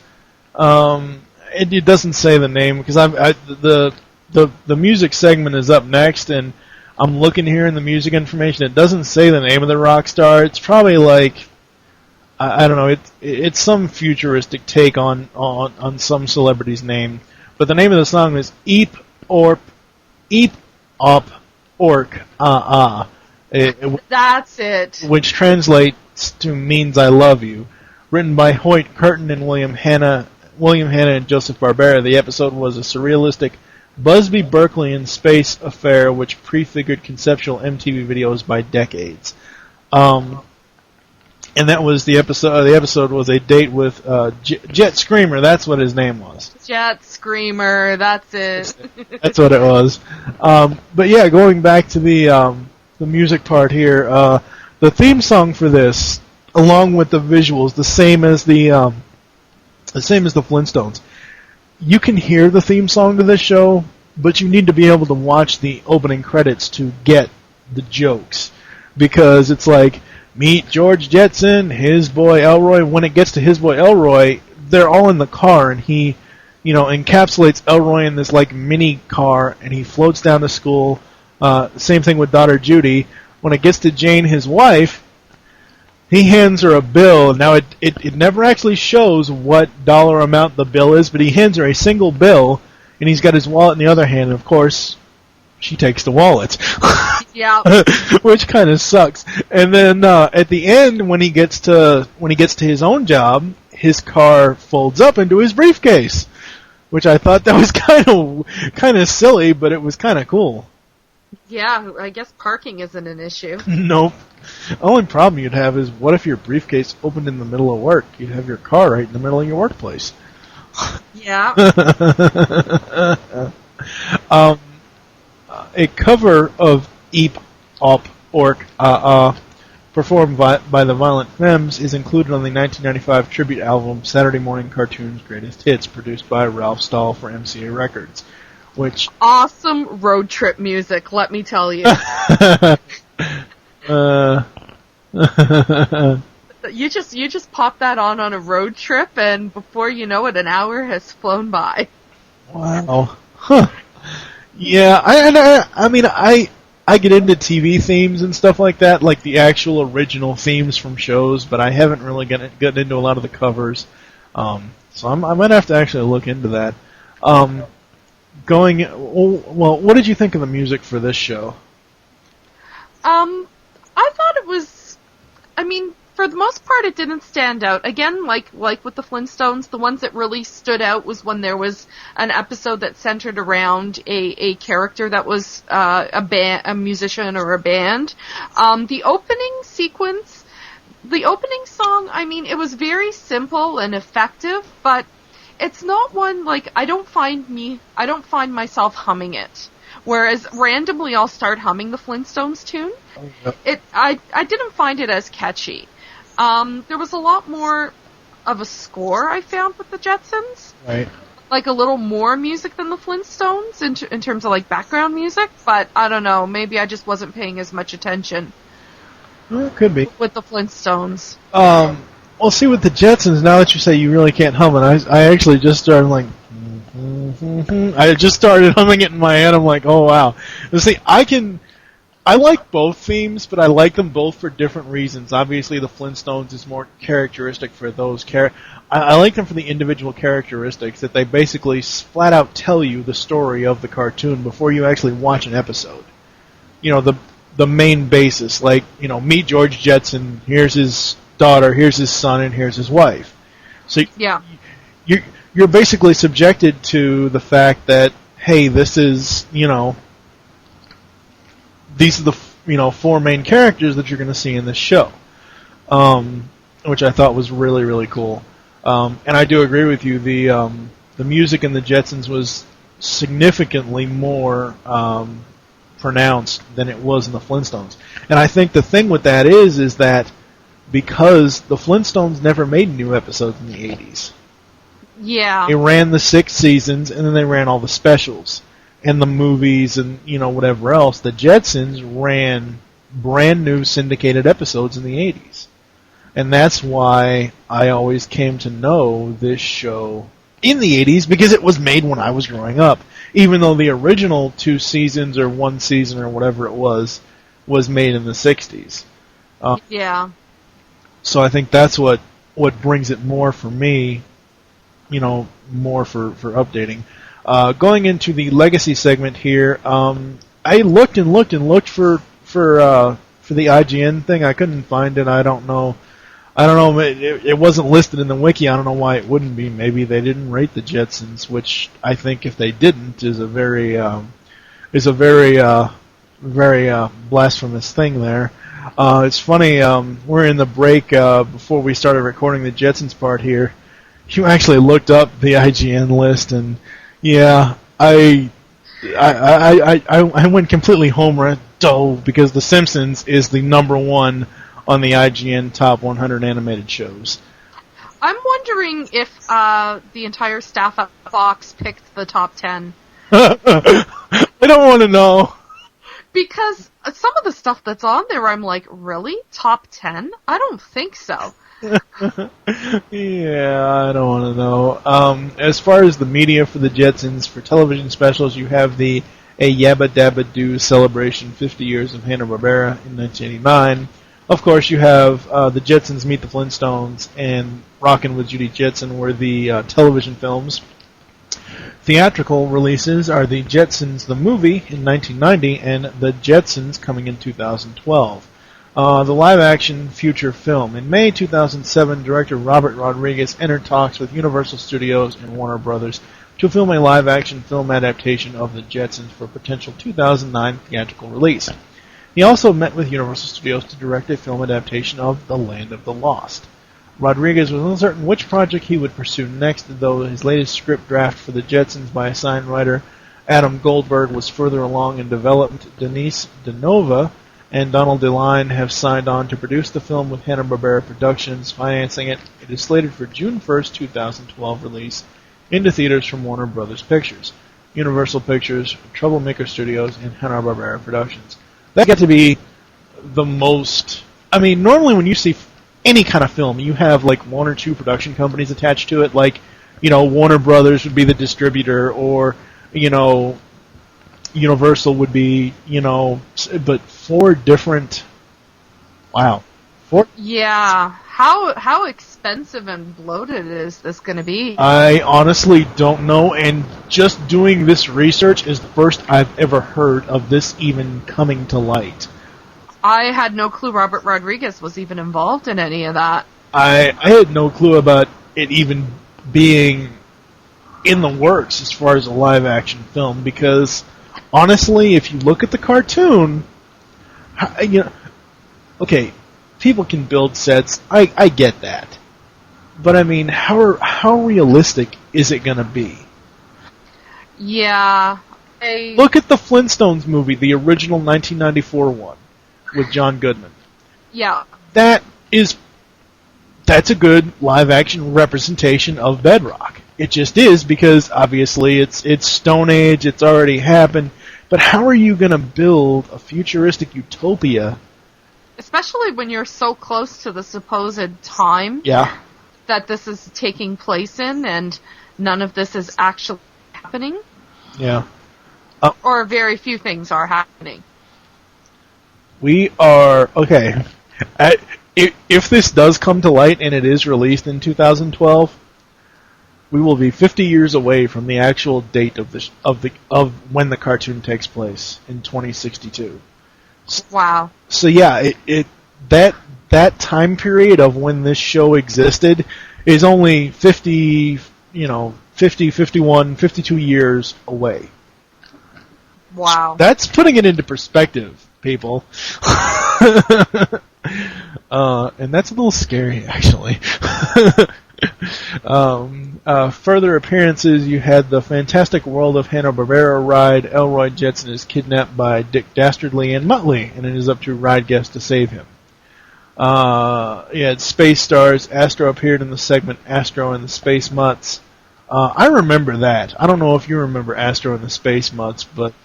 No, I don't think I've ever seen that. It's basically take Astro and put him with a bunch of other humans that are not the Jetsons. You had this character named Space Ace. It's basically Space Ghost without the ego.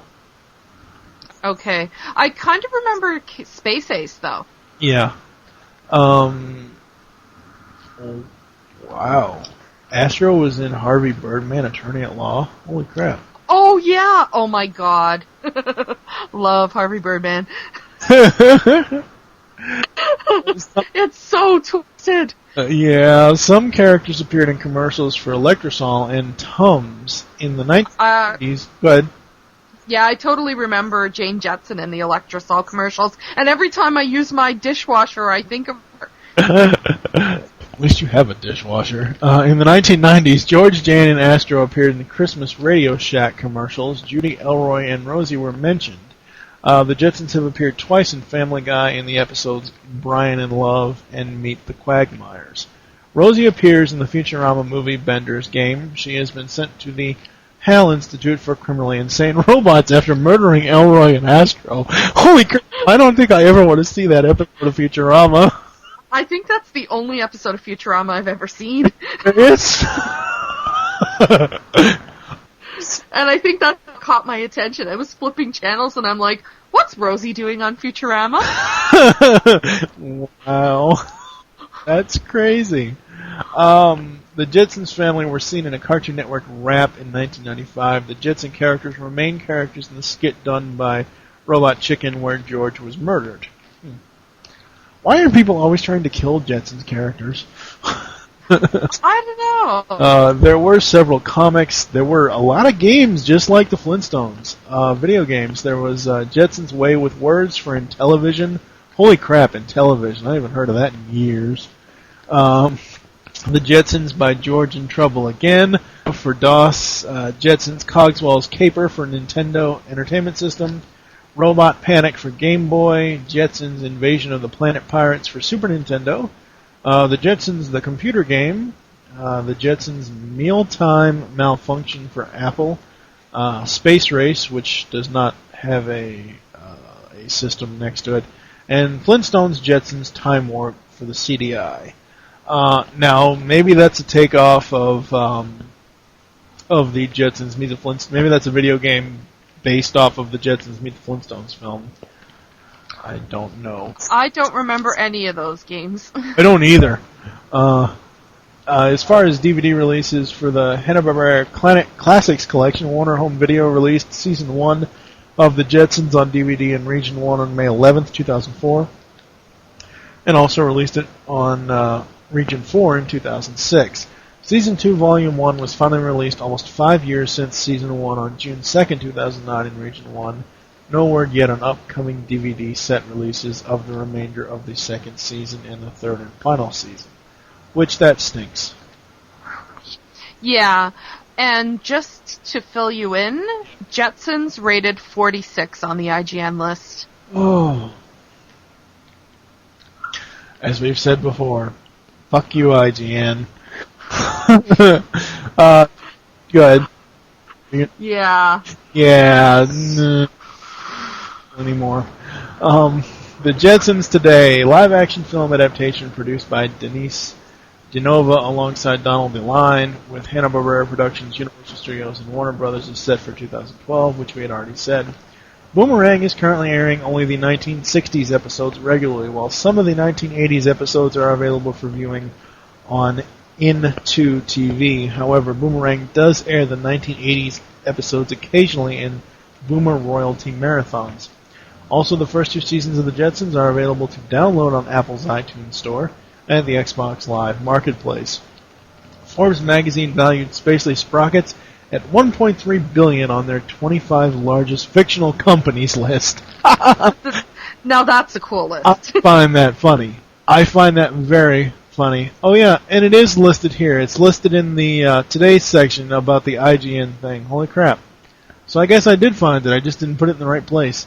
The music video for Kanye West's song Heartless features Judy, Elroy, Astro, George, Jane, and Rosie done as portraits.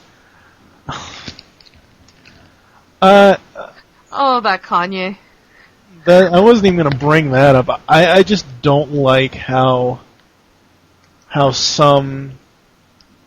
Like, okay, when I think of Jetsons, I think of rock and roll. I think of, obviously, because it was made in the 60s originally, I think of the rock and roll era. I don't think of rap music. No, not at all. And I'm sorry, some of these rap artists need to stop. That's like them, that's like people that are trying to remake Short Circuit. Leave 80s stuff alone, you... Johnny Ivy's, leave him alone. He doesn't want to die again. Oh, God. Short Circuit. Yes, Short Circuit. And Short Circuit, too. Yeah. I saw both of those in the theater. Oh, wow. What was his assistant? Because I don't think Steve Guttenberg came back for the second film. The assistant, Benjamin something or other. No, it was, what's his name? Michelle Pfeiffer's ex-husband. I don't remember. All as I remember, he talks kind of like this. Fisher Stevens. Was it Fisher Stevens real? Yeah, it's Fisher Stevens playing, I think his name is Ben Javeri. Yeah. Is the character. Yeah. Jetsons is currently available for viewing on Comcast Video On Demand service under the Kids category, and then under the Kids WB subcategory. The Jetsons are currently being screened on the Australian TV channel Go. I guess we can do some final thoughts on this show. I really, as I said before, I really enjoyed it. I really like a lot of the episodes that I do remember, and the ones, because I don't have cable right now. It's just not something I can afford. But when I could afford it, and I was watching these on Boomerang, I could actually sit down and watch an episode of the Jetsons or the Flintstones without actually getting up and saying, "Oh, I'll watch it later. I'll DVR it." And these shows aren't something that they catch your eye, no matter what episode it is. Yeah. So what are your final thoughts? Well, it was, like I mentioned before, it was always a show I enjoyed, and when I do come across it, I still will watch it. Probably isn't as deeply connected to my childhood as the Flintstones were, but it's still a really good show, even to watch it to this day. Like I said, it was my kind of introduction to sci-fi, and if it wasn't for liking the Jetsons, I probably wouldn't have watched, 3/4 of the TV I watch now. And it had some pretty neat characters and some neat little stories, and it was likable. Like, all of them were fairly likable, whereas, you had more of a love-hate relationship with the Flintstones with certain characters. This one, they were always fairly likable characters. Oh yeah, very, very much so. I completely agree. So before we go into the closing, I want to mention, as we've mentioned throughout this episode, the epic The Jetsons Meet the Flintstones. Now, when people... in the early 90s, when I was like 10 or 11, my mom thought I was crazy, saying that I want the Jetsons to meet the Flintstones. I want to watch it again. I want it on VHS or whatever. That never happened. They didn't cross that over. And I distinctly remember seeing a VHS copy of it at some place I was visiting, and I actually watched it for, like, I don't know. if I had this on DVD, my DVD player would probably break for as much times as I would watch it in a row, because I just love this film so much. The basic plot summary for it is Elroy creates a time machine which accidentally results in the Jetsons being sent to prehistoric times. Now, when he originally created the time machine, he wanted them to go to the future, so beyond their years. Yeah. But instead, they got sent back to the past. And of course, they meet up with the Flintstones, and the Flintstones, it myriads the two cartoons together very well, because it opens with George not wanting to get up, and then the automatic thing kicks him into the cold shower. Then it goes to the Flintstones time, same thing, where Fred, as I said before in the episode today, where Fred bonks the bird alarm clock, gets up, and the elephant's out of cold water. So it's showing the similarities between the two times before these characters ever meet. And do meet, they're like Yabba Dabba friend, Uba Duba friend, and they finally come together, and they finally figure all this out. And of course, Fred, being the Jackie Gleason type character, wants to figure out a way to be able to use George's futuristic bag in the annual picnic to beat Tar Pits for Slate Gravel Company. It's just overall a really, really great film.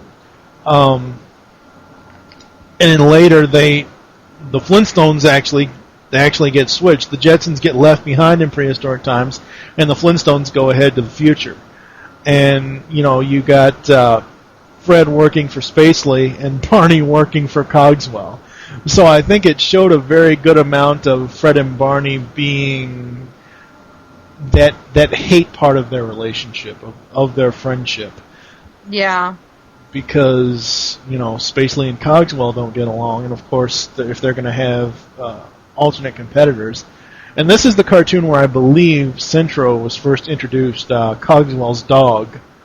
I thought he was a very funny character. Yeah, that's one of the things that really stood out in Jetsons Meet the Flintstones for me. That, and Judy ends up with another musician. Yeah. What is it with Judy and musicians?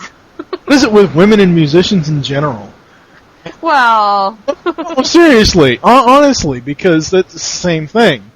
The talented bad boy, the tortured artist. Yeah. Yeah. You don't get as much tortured as you get with Ozzy Osbourne, but he's married. Wow. This episode has had tons of crazy references. What was I going to say? What I liked with this one was the pairing between Astro and Dino. That was something that you were never going to see before. Or ever again. And they pretty much have a rivalry with each other throughout the entire episode, until it gets to the point where they find out that Centro was the one that stole the secrets, not George. And they both go after Centro, and they end up destroying him. As I said before, this is where Rudy, the computer Rudy, really becomes a character for the Jetsons side of the cartoon, because obviously he's in love with Cogswell's computer. And, George finds out that he's the leak, and how he finds out is Rudy starts crying. Okay, I'm sorry. That's good, excuse me, that's good characterization, but if a computer cries and it gets wet, hello, it's going to malfunction. Break. Oh. That's over. Wow. It has been so long since I haven't even seen it in the TV listings here, and I don't own it on VHS. If it does come out on DVD in the near future, I'm gonna pick up and rewatch it.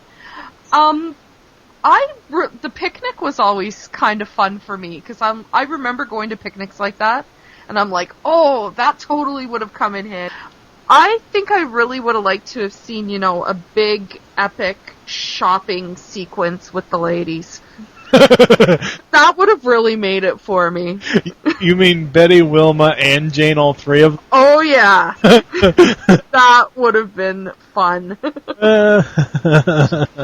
That's just the girly girl in me coming out for a brief moment, but, Yeah, I've logged into my Facebook because I actually wrote on TV shows on DVD's wall on there because I wanted to see, I had wrote on their wall asking them about it, and Dave Lambert's response is that you can stop your scouring, Mike. It's not available on DVD so far. Will it ever be? No official word from Warner yet. I don't know one way or the other. Is it on their radar for DVD release? I'm honestly not sure. On another hand, I can say at least that I know that the studio does know it exists. I have figured out that much. What that means, though, is anybody's guess. No idea here about the context, just that they haven't entirely forgotten about it or anything. Maybe that means something, but who knows. Don't get your hopes up yet. Another thought, with Yogi's First Christmas getting released soon via the Warner Archives MOD mod program, maybe other animation gems like this one could see the light of day via that route. And I wrote back to them on that, I commented back on my wall post, and I said, well, I don't understand why it couldn't, if not DVD, what about digital download? Like Tunes or something like that. Because I don't care as long as it's in some form or another where I could actually watch it today, whether it's digital download, whether it's a DVD, something that isn't something that requires me to go out and buy a, 25, 30-year-old piece of machinery. yeah. I mean, because really, as I said in the beginning of this episode, who actually who even sells VCRs anymore? Now it's all DVD players, Blu-ray players, PS3s, digital media like, Kindle for books from Amazon, MP3 players that play video. It's very rare. I kept one VCR. Well, I don't have it hooked up, but I still have one for when I get the urge to watch something that isn't on DVD. Yeah. Except I have to plug it up to my old TV. It won't work with my new TV. Ah. Yeah, so it's, the little 20-inch screen to watch it. Yeah. I really, really enjoyed this film. This is, I believe, between this and Transformers the movie, is something that I can watch over and over and over again, just because it is that good. It just is. I mean, that's really all I can say. It is that good. And of course, the cast is pretty much the same as the original show. You have John Bauman as Iggy, who was the rock star. Yeah. That Judy fell in love with. Mel Blanc as Barney Rubble, Dino, and Mr. Spacely. Dawes Butler as Elroy and Cogswell. Hamilton Camp as Turk Tarpit. Henry Corden as Fred Flintstone. Julie McWhorter as Betty Rubble. Jet Rivers. There's a celebrity connection. Joan Rivers, Jet Rivers.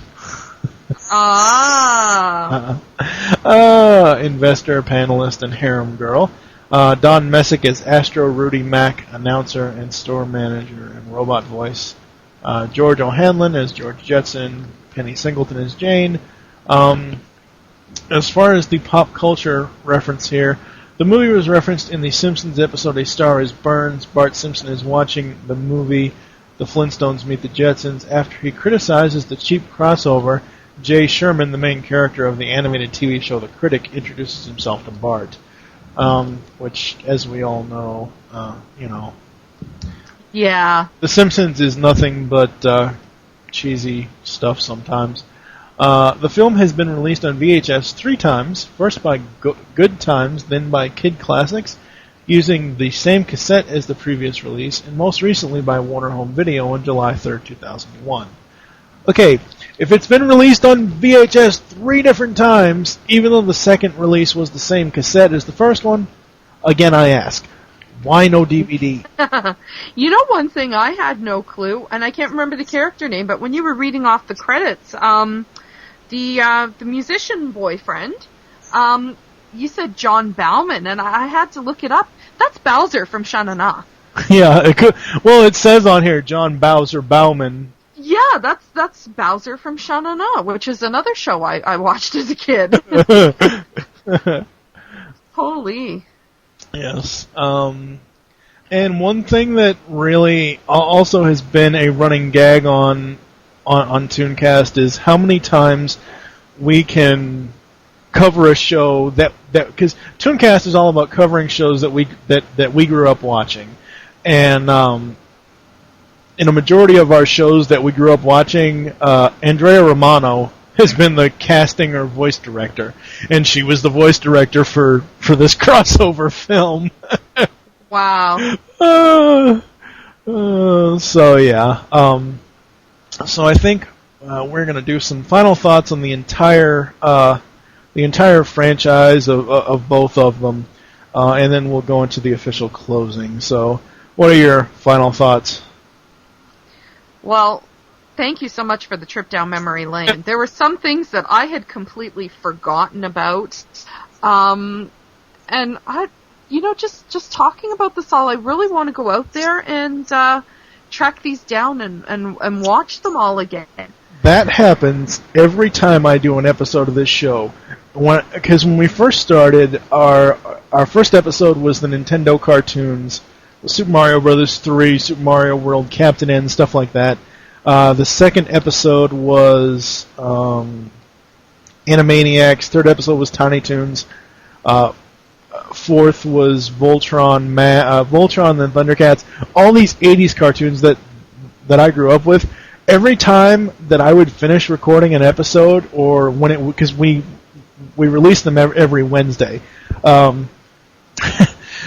Every time I finished with that, I would immediately go to eBay and look for the toys. I wouldn't actually buy them, but I would just look to see if they were there. And amazing to me what kind of merchandise that I've found for some of the topics that we covered. I would say if you want to get the Flintstones, obviously the Jetsons doesn't have a full release, but if you want to get the Flintstones on DVD, get the complete series. Yes, I know it's a lot of money, but if you look at it logistically from a money standpoint, the complete series is all 6 seasons combined. All 6 seasons are separately released.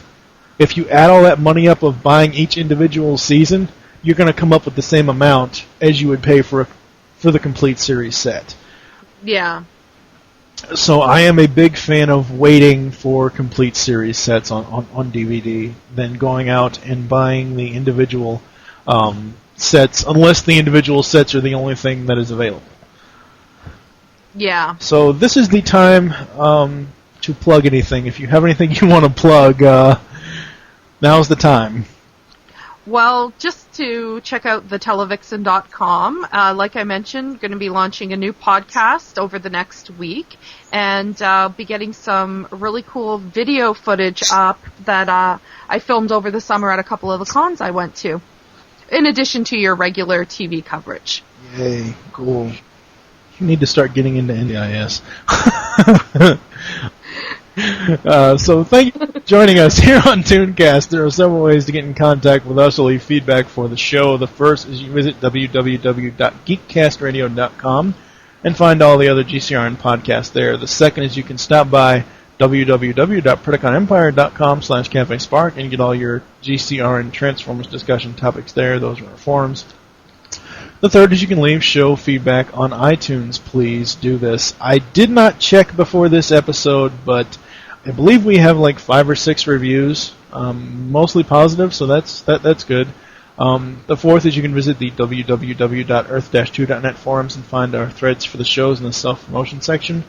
And the fifth is the email address, which is gcrntooncast@gmail.com. We now have a voicemail line. Call us and leave us your thoughts on each episode. Be sure to say which show you're leaving the message for and your name. The number is 502-526-5821. You can follow us on Twitter. The show name there is GCRN ToonCast. Mine is TFG1Mike. And what is your Twitter? I'm at the Televixen. Yes. We hope you enjoyed this episode of ToonCast and wish you'll join us next time. We'll be reminiscing on It's the Great Pumpkin, Charlie Brown, with Pecan Court Michael. For now, I am TFG1 Mike with The Televixen. Singing the immortal words of Optimus Prime, transform and roll out, and thank you for listening. Until next time. And now a word from your friend and mine, Steve Snowball Sailor, on his newest audiobook, The Caffeine Collection. Visit www.stevesailor.net for all information, coming October 28th. There once was a boy, an albino I'm told, who possessed the power of pen-pusher gold. He had many stories, all short and exciting, but nobody knew, and so he began writing. He sat there all summer and skillfully sought to perfectly ponder and polish each plot. The settings were set, all the characters cast, his fingers were flying and flailing so fast, and soon the young man with the snowy complexion quickly concocted the Caffeine Collection.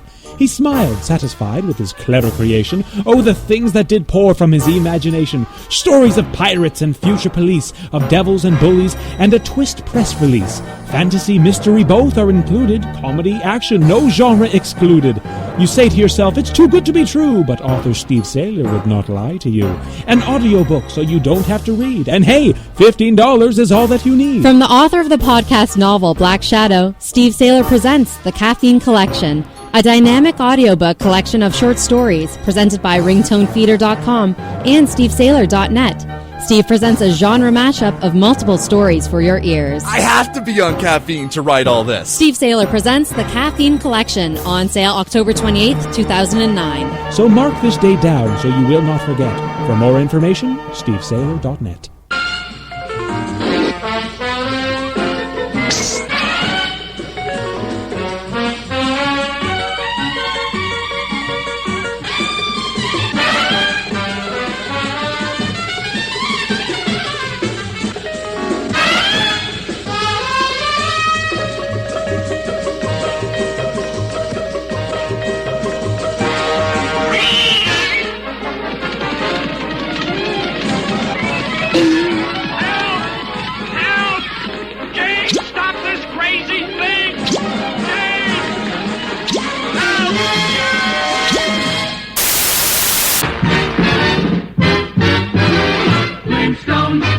Flintstones, they're the modern Stone Age family. From the town of Bedrock, they're a page right out of history. Someday, maybe Fred will win the fight.